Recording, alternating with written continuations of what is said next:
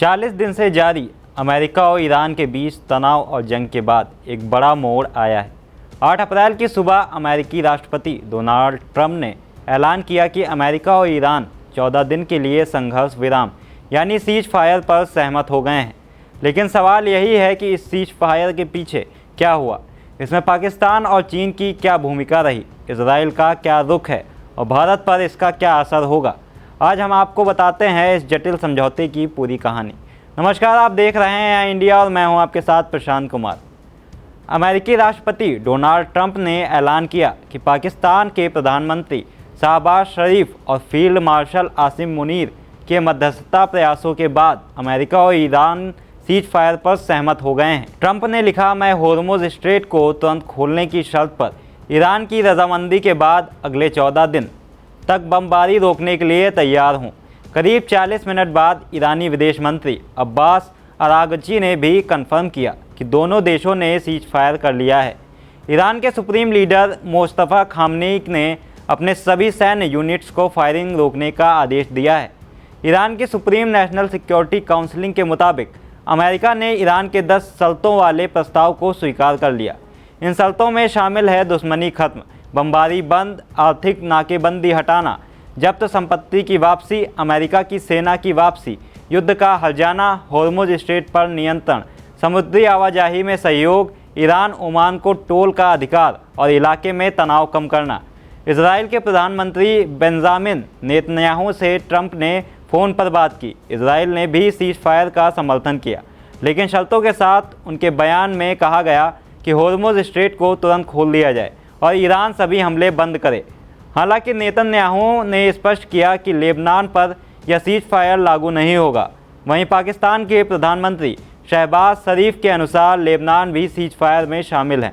6 अप्रैल को ट्रंप ने ईरान को चेताया कि अगर अगले 48 घंटे में होर्मुज स्ट्रेट नहीं खोला और समझौता नहीं हुआ तो भारी बमबारी होगी। 7 अप्रैल की शाम ट्रंप ने धमकी दी, आज रात ईरान की पूरी सभ्यता तबाह हो जाएगी। जैसे ही हमले का खतरा बढ़ा, पाकिस्तान के पीएम शहबाज शरीफ और फील्ड मार्शल आसिम मुनीर सक्रिय हुए। उन्होंने वाशिंगटन और तेहरान से लगातार संपर्क रखा और अपील की कि 2 हफ्ते के लिए हमले रोके जाएं ताकि डिप्लोमेटिक बातचीत हो सके। इस दौरान ईरान ने होर्मुज स्ट्रेट से जहाज़ों को गुजरने की अनुमति दी। चीन ने भी तेहरान पर दबाव डाला कि वह हमले को रोक कर बातचीत में शामिल हों। अंत में ईरान और अमेरिका दोनों ही राज़ी हो गए और पाकिस्तान ने मध्यस्थ के रूप में यह महत्वपूर्ण भूमिका निभाई। पाकिस्तान की इस भूमिका के पीछे कारण यह है कि यदि जंग बढ़ती तो पाकिस्तान को ईरानी शरणार्थियों और आर्थिक संकट का सामना करना पड़ता, डीजल की कीमतें बढ़ती, स्कूल बंद होते और आर्थिक तंगी बढ़ती। इस सीज फायर को लेकर अमेरिका और ईरान के बीच पाकिस्तान मध्यस्थता कर रहा है।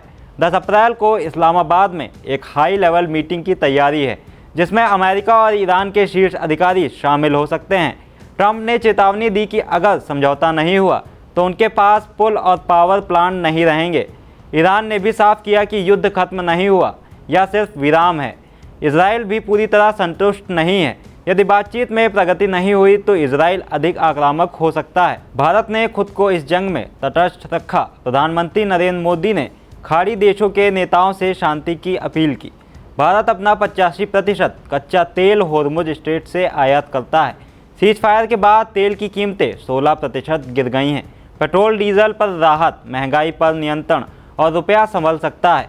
खाड़ी देशों में काम करने वाला भारतीयों का रेमिटेंस अब सुरक्षित रहेगा।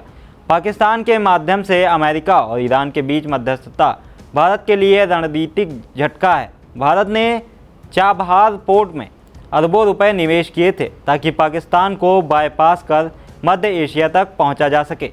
पाकिस्तान की मध्यस्थता से यह रणनीति कमज़ोर पड़ सकती है। रणनीतिक विशेषज्ञ रिचर्ड एम्ब्रोसो के अनुसार ट्रंप प्रशासन पाकिस्तान के साथ रिश्तों में भारत की प्राथमिकताओं को नज़रअंदाज कर सकता है। 40 दिन की तनावपूर्ण लड़ाई के बाद अमेरिका और ईरान ने 14 दिन के लिए सीज फायर पर सहमति दी है। पाकिस्तान और चीन की मध्यस्थता ने इस जंग को फिलहाल रोक दिया है, लेकिन लंबी अवधि की शांति अभी तय नहीं है। भारत को इस बीच फ़ायदा भी हुआ है और चुनौतियां भी बनी हैं। हम निगरानी करेंगे कि क्या यह 14 दिन का संघर्ष विराम आगे स्थायी समझौतों में बदलता है या नहीं। खबर आपकी, नज़र हमारी। देखते रहिए आई इंडिया।